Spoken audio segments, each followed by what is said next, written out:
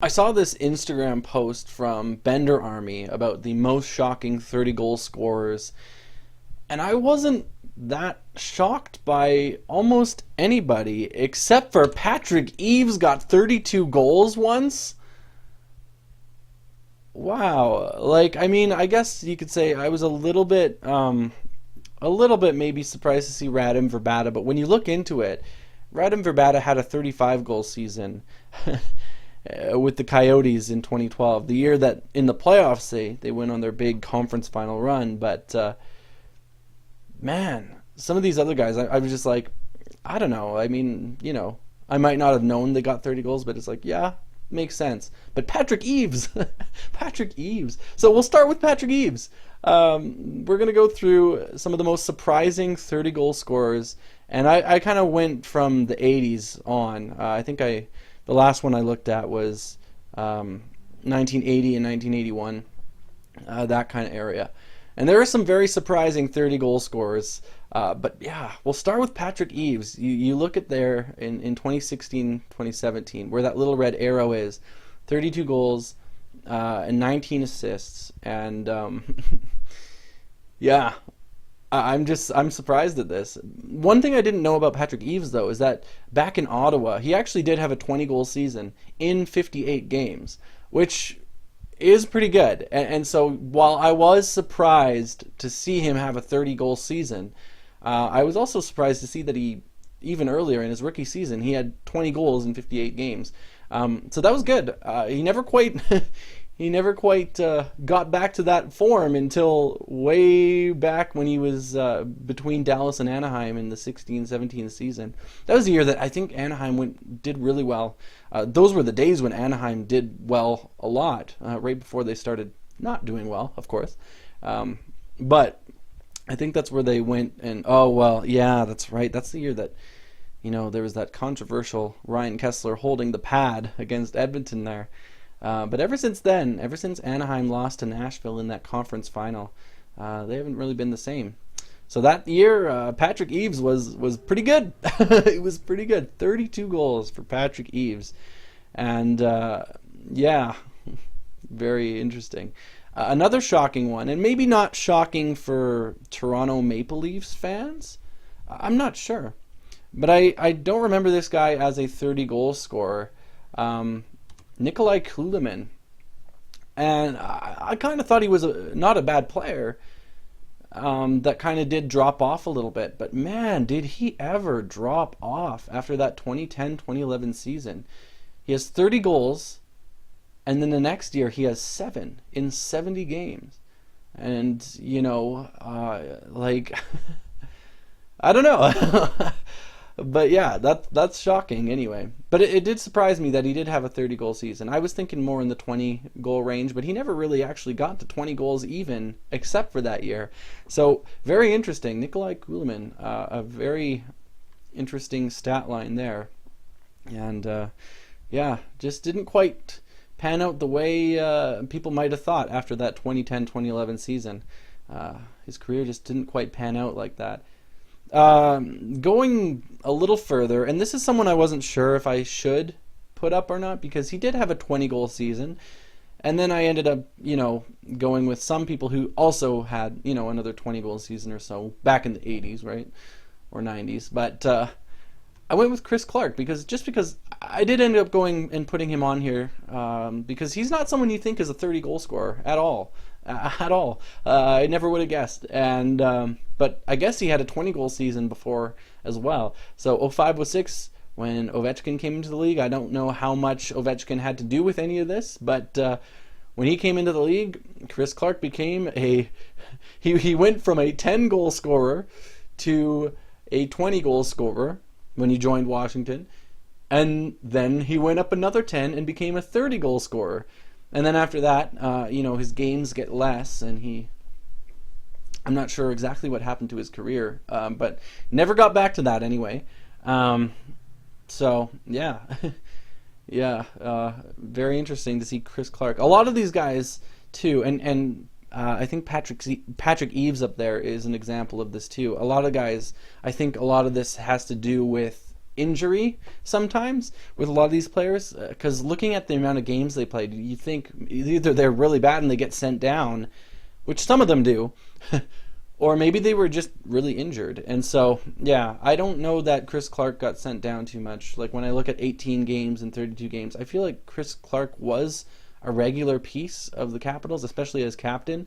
But I'm not 100% sure. So, but yeah, he never got back to that. Like you look at those stats, even when he got back to playing a full-ish season and with 74 games, he was not the same.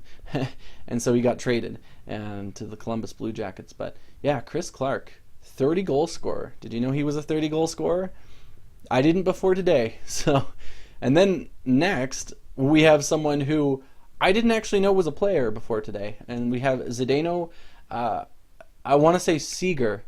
I'm going to say Seeger. I don't know if that's right pronouncing it, but maybe I pronounced the other names wrong too. But Zdeno Seeger, this is an interesting case because, as you can see, he's kind of building up. You know, he's improving every year. He's getting better. Well, kind of every year, but he's improving, and he seems to be getting better.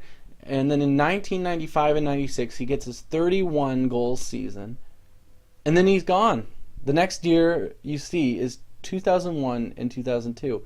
And so it looks interesting. It looks like he probably could have, had some more good years if he had stayed. I'm not 100% sure why he left. I think I read that it was possibly because he or his wife, or maybe both, they were homesick from their native country, Czechoslovakia, the Czech Republic, which is now Czechia.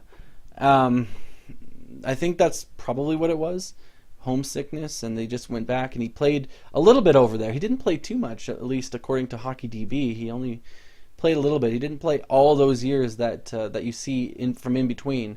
But he might have still. They might just not have those stats. And, for him to come back in the NHL, he probably did play somewhere all those years. But I'm not sure. Anyway, it's just interesting to see that one 30-goal season there. Although for him, it's a little different. And another thing, too, I want to say before I move on, is there was a bunch of players that were from the Soviet Union or Russia or the Czech Republic that I didn't put on here because I wasn't sure if them playing well over there and then coming over and playing well in the NHL was much of a surprise. So I didn't put a lot of them on. I did put Seeger on because when I first saw him, I was like, oh, there's a player I haven't heard of from the 90s that got a 30-goal season. And I was like, So there's that. But yeah, Zdeno Seeger. And maybe I have heard of him because actually if he played in 01-02, he probably would have been, unless he came back a little late, I don't know. He probably would have been on NHL 2002, which was kind of my first game, and I would have seen all those guys on there and maybe just didn't remember. So maybe I do know who he is and just don't remember. But anyway, that's Zdeno Seeger. Next up, we have Paul Fenton. Paul Fenton, who I didn't know had a 32-goal season. Paul Fenton, who I only really knew because he was the GM.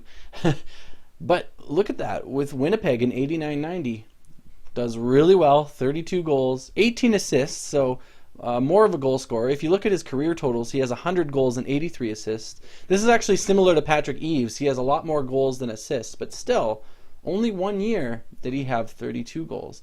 So one of those goal scorers that wasn't quite NHL level goal scorer, an NHL level goal scorer, except for 1 year with Winnipeg. He seemed to not do so well outside of Winnipeg, except for his 20-goal season there in LA, which looked like his first really kind of full-ish season. But yeah, so there you go, Paul Fenton. Did you know he was a 30-goal scorer? I didn't before today. So yeah. Wayne Presley, he kind of came in his first full season. He got 32 goals, looked really good, 61 points. But after that, never got back there. And he had a 20-goal season, and then, never really got back to that. So Wayne Presley, another one who is a surprise to see as a 30-goal scorer. Although now we're getting into the 80s, and so maybe not as surprising to see some lesser known names become 30-goal scorers, because back then it just seems like it was a lot easier to score goals, with the way the goalies were. I know the equipment was a lot less than it was today, which might make it in some ways harder, but just the way goalies were, and just the way you saw dominance from so many different players. Some players you're just like, who is that? 30 goals from Wayne Presley, who is that? It's interesting anyway. And people might know Wayne Presley for other things. It's just, it wasn't a name that I was very familiar with. I might have heard of him, but not very familiar with. And so seeing him as a 30-goal scorer again, interesting. And I did leave out some people, like, I didn't put like everyone in here. I just put the ones that were like statistically kind of surprised me the most. Because at this point, it's more about, that person was a 30-goal scorer that I've either never heard of or was just statistically so different from everyone else. Or from every other year, not from everyone else. From every other year they played. And so, I don't know, I find it interesting anyway. But yeah, Wayne Presley. Next up we have Steve Bozek, who had a nice 30-goal season in his very first year, his rookie season in the NHL, and after that, not so much, for goal scoring at least. I mean, he did have a 20-goal season with the Flames, which is pretty good. But yeah, just not quite at that level. He comes in, he's the one that comes in as a rookie and does very well, and then after that, it's like, yeah, okay, yeah. So I guess he was also a Canuck. Like I've heard of Steve Bozek before, and probably because he was a Canuck. But I'm not saying anything against his playing ability. Just his goal scoring never quite was what it was back in his rookie season. 33 goals. So Steve Bozek, 33 goal scorer. Now for the next one, the next guy on here, I just want to mention that a lot of people, they kind of talk about Mario Lemieux and Rob Brown, and how Rob Brown was basically, like, he got, 49 goals, 48 or 49 goals one year with Mario Lemieux, and it's just like, after that it just kind of was like, well, he got a 33-goal season after that, but after that it was just like, so he's kind of looked at as this guy who just kind of like ended up on Mario's line, and because of that just like produced like crazy. And so it's like, well, he's not the best player, but Mario made him great. This is another one that Mario made great in his rookie season. Warren Young, 80 games in Mario's first season, 40 goals alongside Mario. And then after that he moves to Detroit, 22 goals, not bad, but then after that it just seems like things just drop out. Just drop for him, like, and he goes back to Pittsburgh. I don't know, maybe they didn't put him with Mario again, I don't know. But you just think in your mind, like, here's a guy that'll tap in the nice passes, and I don't know if it was like that. Maybe he had some nice goals, I'm not sure. I wasn't watching any footage or anything, but Warren Young, just a very interesting example because of how he was alongside Mario. So a very surprising name to see as not just a 30-goal scorer, but a 40-goal scorer. So, yeah, Warren Young, everyone. Kind of along those same lines, another one who kind of, I think, benefited a lot from being with one of the greatest players to play in the NHL, and who I think was the greatest player, Wayne Gretzky. We have Dave Lumley. So, 32 goals. He had a 32-goal season. Before that, in Gretzky's rookie season, he had 20 goals. But yeah, it's just interesting to see. After that, it's just like downhill, very downhill. And so yeah, Dave Lumley, an interesting one here, and an interesting name to find as a 30-goal scorer, even though that's way back in 1981 and 82. Next up, we have Greg Gilbert, who was part of the 1984 Islanders Stanley Cup run, 1983 Stanley Cup run, I have no idea if he was part of the 92 one, but 83 he would have had a cup. 94 he would have probably had a cup with the other New York team, the Rangers. But yeah, we see his best year by far in terms of goal scoring is in 83-84, the year where the Islanders finally were stopped from their Stanley Cup dominance. But yeah, he had a good year, 31 goals, and just it doesn't quite get there again. So yeah, yeah, he's got 17 goals as his next highest. So yeah, Greg Gilbert. I don't know if it's Gilbert or Gilbert, but I'm just going to say Gilbert. Greg Gilbert. But yeah, Greg Gilbert, there you go. Very surprising, I guess, to see him here. Reg Kerr is the next one, and this is one where I'm kind of like, what happens to Reg Kerr? You know, what happens after this nice 30-goal season in 80-81? I don't know. I don't know what happened to Reg Kerr. It just seems like he drops off a bit. You know, is it injury? Is it just complete, drop off from playing that well? Again, I don't know. But he's got a nice 30-goal season and not anything close to that afterward. So there you go, Reg Kerr. And then we have Bob Crawford. So this is Mark Crawford's brother. As far as I know, Reg Kerr wasn't related to Tim Kerr. But Bob Crawford is Mark Crawford's brother. And this is an interesting one because he has 36 goals, a very big scoring season in 80 games in 83-84. But after that, not too much. You get 15 goals is the next highest, and it's like, I don't know, And then after Hartford alone, like after he gets out of Hartford, he's just pretty much nothing after that. So he does well in Hartford, but yeah, it's just surprising to see how far away from 30 goals players get sometimes in their next best season. But more surprising than anything I saw at all was this next one. This next one, the most, I think next one is like the biggest 1 year wonder I have ever seen. And I don't know if it had to do with injury. I don't know if it had to do with just completely, I have no idea, drop off, or like all of a sudden just being amazing and then completely drop off. But here's Uncle Bukestad. Scott Bukestad, look at this, 85-86. He has 43 goals. The next year, he has 4. The year before, he had 11. So first of all, he goes crazy, has an amazing season, just way past what he did before. And then he goes, and it just drops completely off. And I know he plays less games, and this is kind of why I'm thinking of injury here.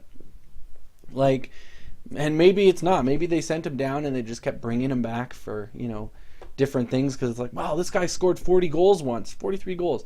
But he just never gets even close. His next highest season is 11, and I am just amazed by this. So this is the one that I will say surprised me the absolute most. Scott Bukestad, 43 goals, and the next best, 11. Wow.